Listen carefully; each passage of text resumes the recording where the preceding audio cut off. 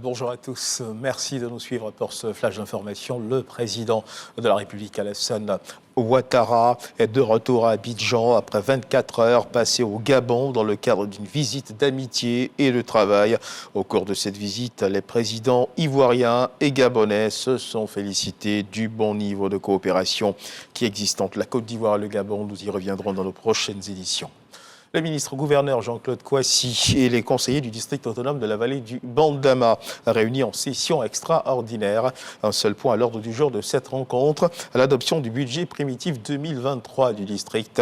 C'est à l'unanimité que le budget d'1 milliard à 460 millions de francs CFA a été adopté. Le budget va servir à la réalisation des études, à la mise en place des organes. Jean-Claude Kouassi a mis en mission les conseillers pour un développement harmonieux du district autonome de la vallée du Bandama. Reportage sur Corona.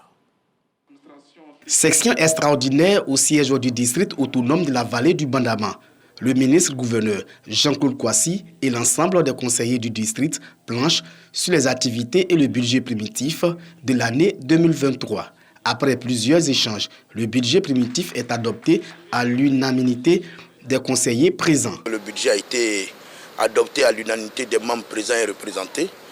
Et des questions importantes portant sur les études ont été programmées et donc je pense que ça augure de bonnes choses pour les populations du district de la vallée du Bandama.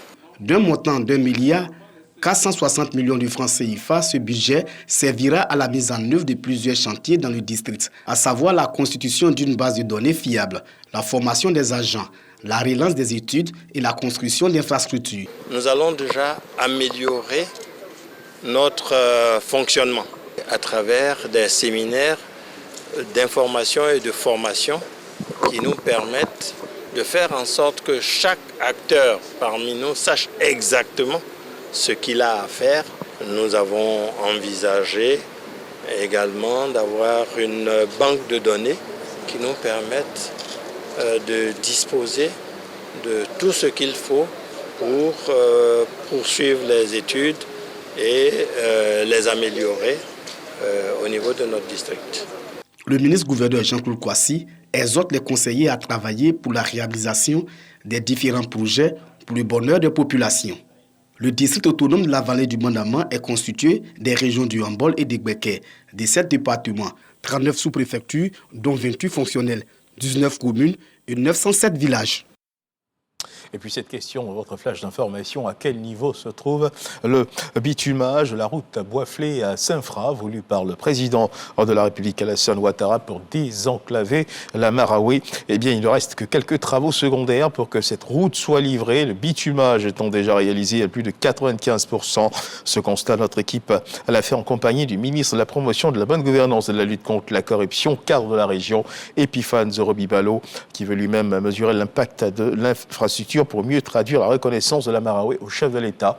À suivre dans notre édition de 13h, assurément, ce reportage de Léandro qui vous sera à proposer.